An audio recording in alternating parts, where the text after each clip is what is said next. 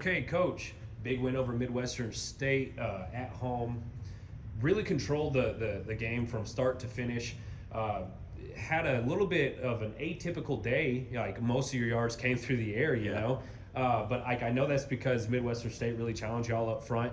Just give me your overall thoughts on the 27-12 win. Well, it was a great win, all around. I thought defensively, we played great football all day, and minus the last drive, we gave up a big run with some backups in, and that got in their last touchdown. But just really proud of it. I thought special teams we were great. We blocked a punt for a touchdown. I thought that Cade Fuller punted the ball very well. He really did, and we protected it hard.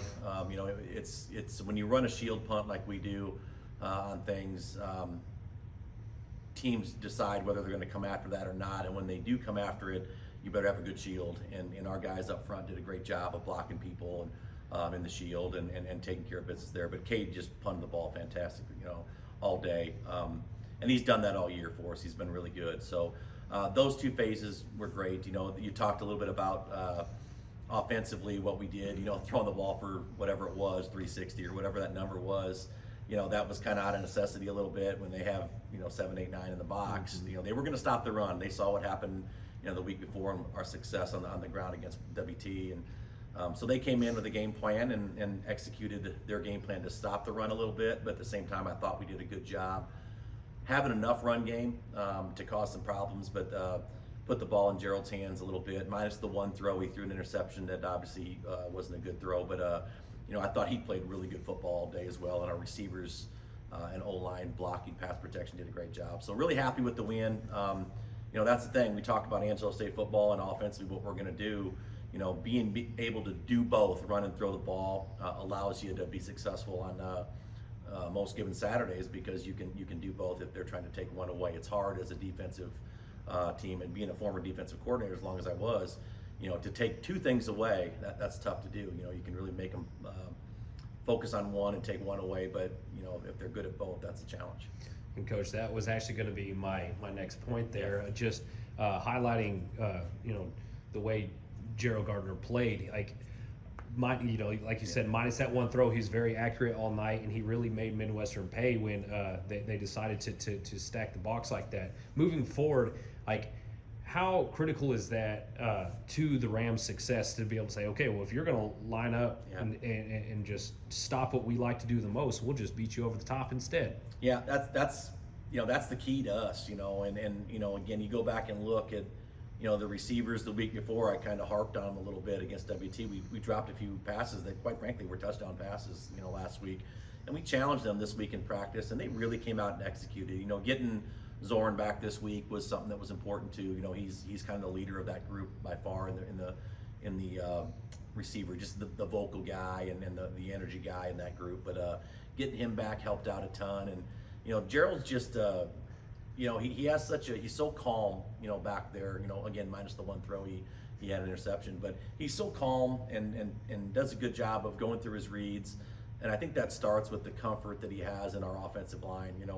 If you take a look at what we've done in the passing game this year, you really go back and look at it and evaluate it throughout the conference. We're probably the best pass protection team in the conference. When you look at the teams that are ahead of us and then beat us, a lot of them were run-heavy teams. We threw the ball more than most. Outside of Western New Mexico for attempts, but we're way down in sacks allowed, and I think the pass protection, Coach Atwell's done a good job of getting those guys to play, and that gives Gerald that level of comfort to go out and compete and go through his reads, and he did a great job with that. I'm really proud of Kyle as well. He did a great job this week of running great routes. We hit him vertical on several different occasions. We were backed up, I think, for the 600th time this year. We started an offensive series inside the 5-yard line.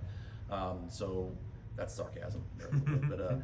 But we were backed up and we took a shot to throw it to Kyle, and he made a huge play for us. So that's just something, I think, having a guy like Gerald, but his comfort level of going through the passing reads and the passing game and the protection that we have has been beneficial to us. Okay, Coach, last thing here from me. I know the goal is to win next week against Western Oregon, but do you think it would help y'all's playoff future if you really gave a statement win? Yeah, I mean, how those things go down, all wins are impressive in college football. Going out and getting those are what you got to do. And is it enough? We'll see. In that part of it, we're going to go out and play our game though. We're not going to do anything different to, try to, do anything different than we normally do. We're gonna play our game offensively and defensively and on special teams, and hopefully that's enough to go out and get a win. And we'll see, what happens after that. And the thing I can hang my hat on with this group of guys, we played a really tough schedule. We lost 3 tight games. Right now the 3 losses we have are to number 1, 3, and 4 in the region. And all of them were winnable games. We were there. We just didn't do it. And so that's the difference. We got to find a way to take that next step. But how we win this week, if we go out and win a football game, if it's 2-0 Rams win, I'll be happy with that. With it. But we'll scheme the same way and practice the same way and do everything we can to put ourselves in a great opportunity to win the game. I want to go back to that first half.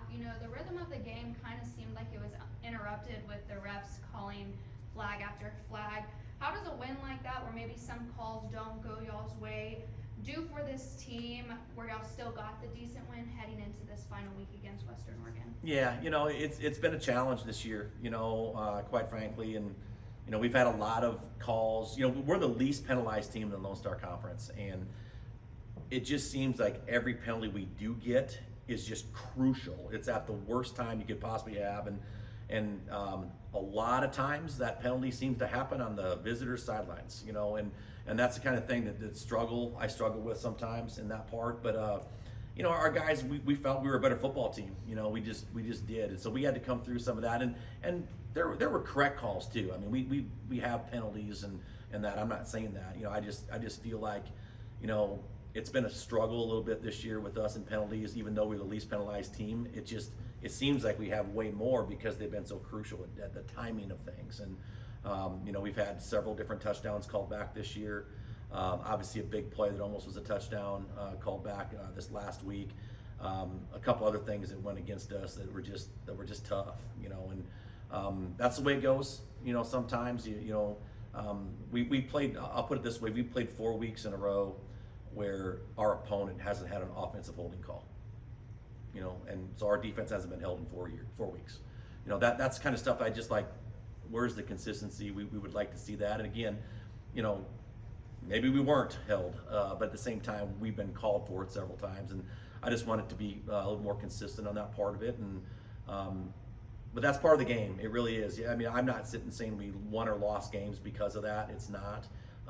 Just having that consistency throughout is what we're looking for. And then Western Oregon this week, a team that y'all only played 3 times. They're kind of struggling right now towards the end of the season. What do the Rams need to do in order to keep themselves in the win column to close out the regular season? Well, they're dangerous. I mean, if you watch them on film and wait till you see them when they show up, I mean, they are huge up front. The O-line and D-line, I mean, huge individuals up there. So, handling that and making sure we go out and execute. They bring a lot of pressure on defense. I think they're going to line up with what we've seen against teams and certain personnel. They're going to try to stop the run again with it. So taking what they give us, if they want to put 7, 8 in the box again on defense and make us throw it, we're capable of doing that. So we'll kind of just see how that goes. But this week in practice, it's about us. It's about it going out and executing and going out and getting better as a football team. We have a lot of veteran leadership, but we also have a lot of young guys on this football team that are continuing to learn and get better. So we can't waste 1 week in preparation for those guys in the future as well. And then again, if we get a win and see what happens, on Selection Sunday, and if we're one of those teams, great. I would take us against any team in our region. I'd be happy to play. But if we don't make it, I can be proud of what we've accomplished and the season we've had with it, and proud of the seniors for what they've continued to build and maintain in this program. It's been nothing short of amazing with those guys. Thank you. Thank you, sir. Hey, Appreciate it. I have one question. You Yeah. said it.